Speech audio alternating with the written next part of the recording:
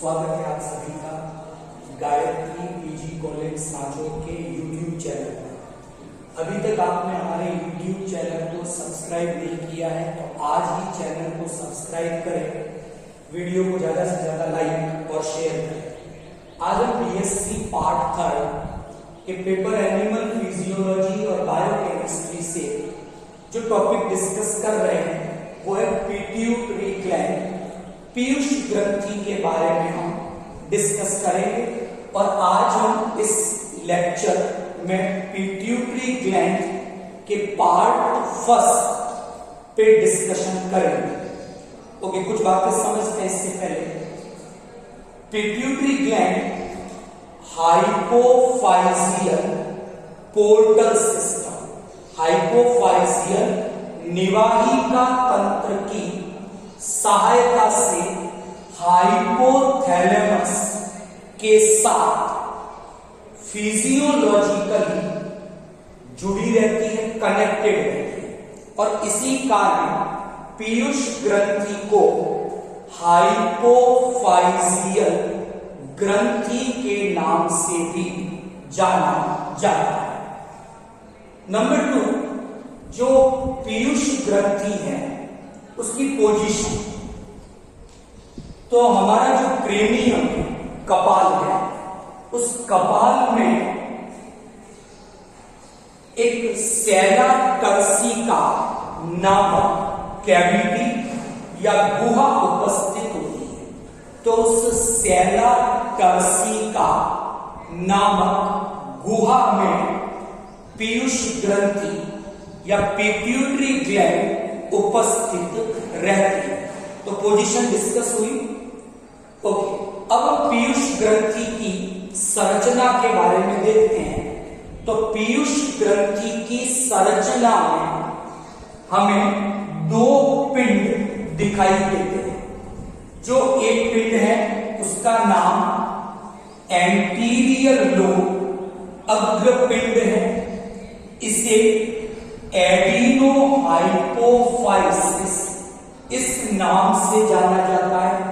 जबकि जो दूसरा पिंड है वो है पश्च पिंड पोस्टीरियर लोब, इसे न्यूरो हाइपोफाइसिस के नाम से जाना जाता है। तो 2 पिंड हो गए, अग्र और पश्च। एक को एडिनो हाइपोफाइसिस नाम दिया गया, दूसरे को न्यूरो हाइपोफाइसिस नाम दिया गया।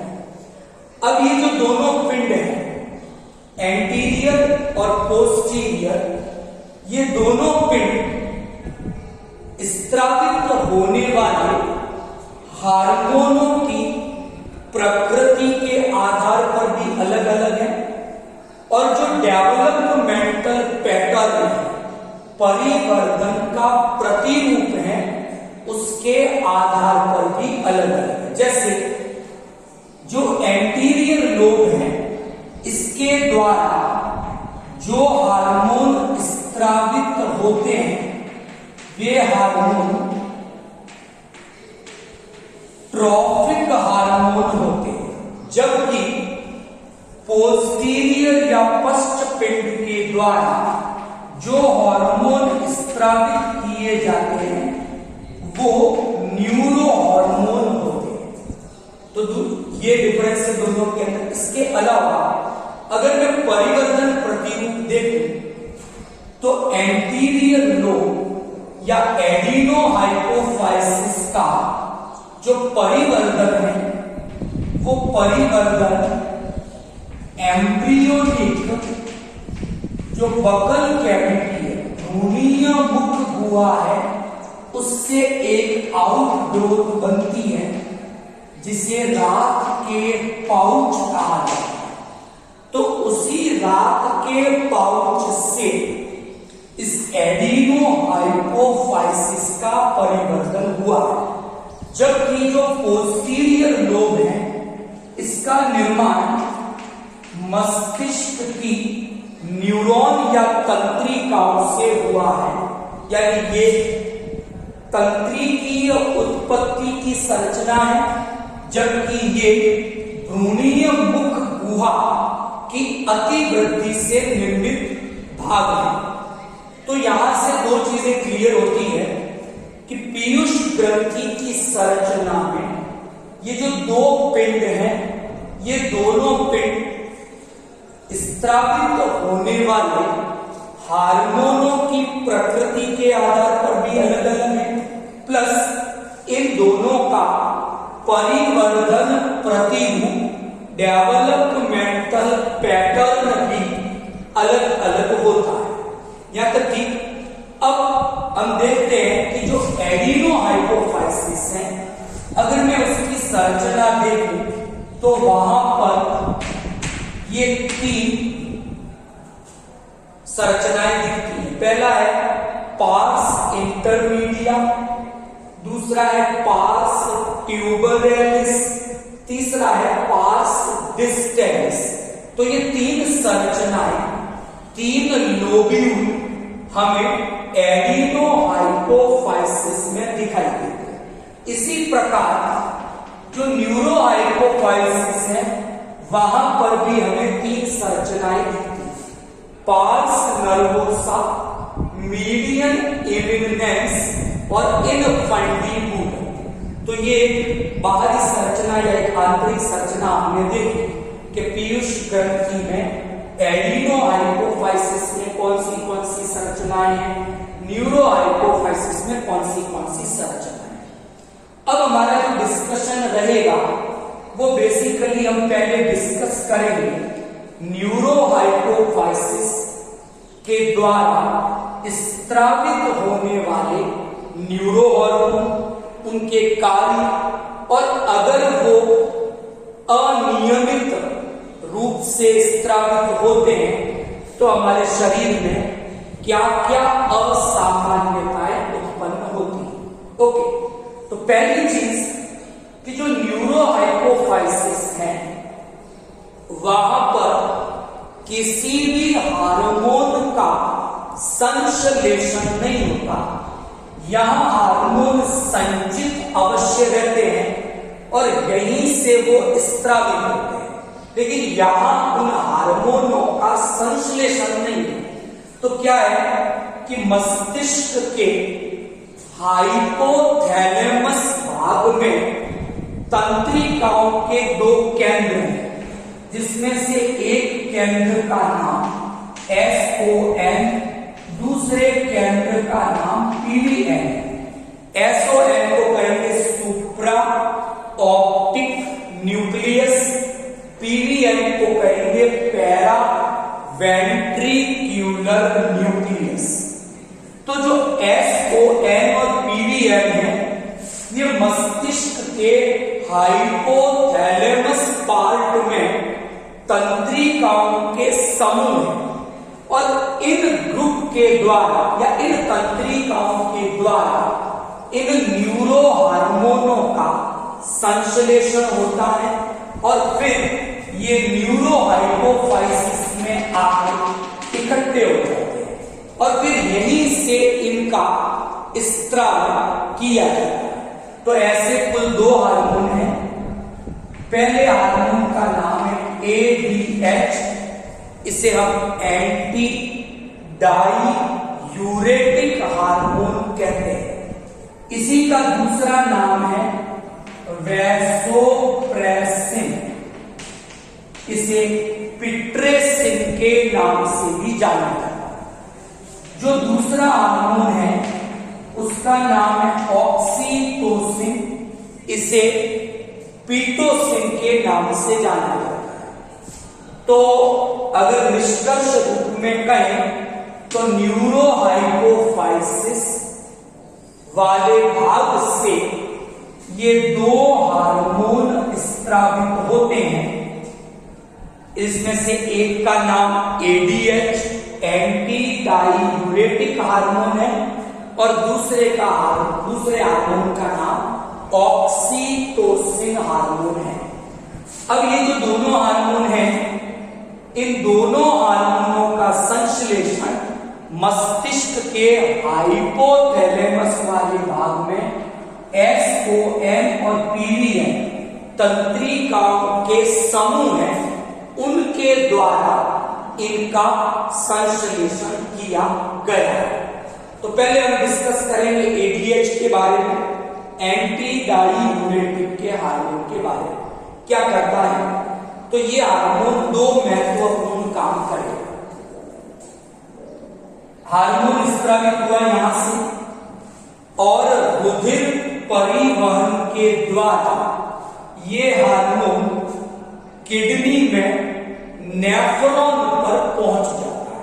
यानी एडीएच हार्मोन की जो टारगेट साइट है, उद्देश्य स्थल है, वो नेफ्रॉन है। नेफ्रॉन की संरचना में समीपस्थ कुंडलित नलिका पीसीटी, हैमले का लूप, दूरस्थ कुंडलित नलिका डीसीटी, ये कुछ भाग होते हैं। तो उसमें जो डीसीटी वाला भाग है, दूरस्थ कुंडलित नलिका, उस दूरस्थ कुंडलित नलिका में मुख्य कोशिकाएं उपस्थित होती हैं और नेफ्रॉन के डीसीटी वाले भाग में जल के पुनरावशोषण की क्रिया होती है और डीसीटी में जल का जो पुनरावशोषण होता है वह विकल्पी जल अवशोषण कहलाता है और यहां होने वाला जल का अवशोषण एडीएच की उपस्थिति में होता है। अगर डीसीटी में एडीएच उपस्थित होगा केवल तभी जल का पुनरावशोषण होगा। अगर एडीएच नहीं है तो डीसीटी की मुख्य कोशिकाएं जल का पुनरावशोषण नहीं करती। यहां तक कि तो एक काम तो एडीएच का हुआ कि उसने नेफ्रॉन के डीसीटी वाले भाग में जल के पुनरावशोषण को प्रेरित किया या उसे प्रभावित किया। दूसरा एडीएच का दूसरा नाम हमने कहा वैसोप्रेसिन। ये क्या करता है? हमारे शरीर में जो रुधिर वाहिनियां मुख्य रूप से धमनियों संकुचित करता है, जिसके कारण रक्तचाप, ब्लड प्रेशर में वृद्धि हो जाती है। तो जब कभी हमारे शरीर में रक्तचाप में कमी आ जाती है, बीपी कम हो जाता है, तो उस समय एडीएच वैसोप्रेसिन रुधिर वाहिनियों मुख्य रूप से धमनियों को संकुचित करता है और उस कम हुए रक्तचाप को दोबारा सामान्य स्थिति में ले आता है। तो ये दो काम हमने डिस्कस किए एडीएच के, वैसोप्रेसिन के। अब हम बात करते हैं दो स्थितियों पर कि अगर एडीएच का अल्प स्त्रावण हो या एडीएच का अति स्त्रावण हो, क्या होगा इन स्थितियों में। पहली बात करते हैं अल्प स्त्रावण की, हाइपोसिक्रेशन। अगर एडीएच जितनी आवश्यकता में चाहिए उससे कम मात्रा में बने, अल्प स्त्रावण हुआ, तो ऐसी स्थिति में डीसीटी में जो विकल्पी जल अवशोषण होना था वो नहीं हो पाएगा, तो मूत्र के आयतन में वृद्धि हो जाएगी। मूत्र के साथ अधिक मात्रा में जल बाहर निकलेगा। इस स्थिति को, इस रोग को डायबिटीज इंसिपिड्स कहा जाता है, जिसमें मूत्र के आयतन में वृद्धि हो जाती है और ऐसा एडीएच हार्मोन की कमी के कारण होता है। एक दूसरी स्थिति डिस्कस करें कि अगर एडीएच हाइपर सीक्रेशन हो, ज्यादा मात्रा में, तो ऐसी स्थिति में क्या होगा कि जब एडीएच ज्यादा बनेगा तो डीसीटी ज्यादा मात्रा में जल का अवशोषण करेगा। ये जल ऊतकों के मध्य जो बाह्य कोशिकीय तरल है उसमें एकत्रित हो जाएगा, तो बाह्य कोशिकीय तरल के आयतन में वृद्धि, जिससे शरीर में सूजन आ गई और इस स्थिति को एडेमा कहा जाता है। तो इस हार्मोन के अति स्त्रावण से एडेमा की स्थिति का सामना करना पड़ सकता है। अब हम एक दूसरा हार्मोन डिस्कस कर रहे हैं जो न्यूरोहाइपोफाइसिस से स्रावित होता है, इसका नाम है ऑक्सीटोसिन। इसे पीटोसिन भी कहा जाता है। क्या करता है ये हार्मोन? पहला प्रभाव डिस्कस करें इस हार्मोन का कि लेट प्रेगनेंसी, गर्भावस्था पूर्ण होने वाली मानव के संदर्भ में बात करें तो ये 9 महीनों का एक समय है। तो जब गर्भावस्था समाप्त हो जाएगी तो उस समय क्या होगा कि गर्भ और गर्भाशय के बीच जो संबंध था अपर, वो लूज पड़ जाएगा और गर्भाशय से अपना संबंध ढीला कर देगा, लूज कर देगा। ऐसी स्थिति में हाइपोथैलेमस का जो केंद्र था, जो तंत्रिकाओं के ग्रुप थे, वो ये ऑक्सीटोसिन संश्लेषित करेंगे, यहां आपके वो स्त्रावित होगा और स्त्रावित होते ही वो गर्भाशय में पहुंचेगा। गर्भाशय में चिकनी पेशियां हैं, मायोमेट्रियम, वहां ऑक्सीटोसिन पहुंचेगा। ऑक्सीटोसिन के कारण मायोमेट्रियम स्तर की पेशियां लयबद्ध रूप से संकुचन और शिथिलन करेगी और इस क्रिया के कारण लेबर पेन या प्रसव पीड़ा की उत्पत्ति होगी। तो जो मायोमेट्रियम की पेशियों में ये लयबद्ध संकुचन और शिथिलन हुए, उसी के कारण गर्भ या शिशु अब गर्भाशय से योनि मार्ग की ओर खिसकना शुरू करेगा और जन्म की, प्रसव की प्रक्रिया शुरू हो पाएगी। इसीलिए ऑक्सीटोसिन को प्रसव हार्मोन के नाम से भी जाना जाता है। एक काम तो इसलिए किया। दूसरा, ऑक्सीटोसिन दुग्ध स्त्रावण की क्रिया को भी प्रेरित करता है, मिल्क सीक्रेशन।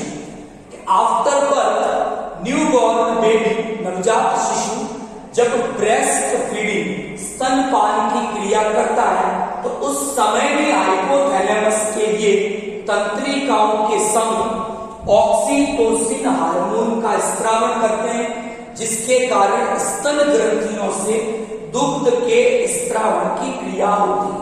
तो आज हमने डिस्कस किया पीयूष ग्रंथि की स्थिति, उसकी सामान्य संरचना, उसके परिवर्तन, उसके विभिन्न भाग, और हमने इलेबोरेट किया आज न्यूरोहाइपोफाइसिस भाग द्वारा स्त्रावित होने वाले हार्मोन, उनके कार्य और उनकी असामान्यताओं के बारे में।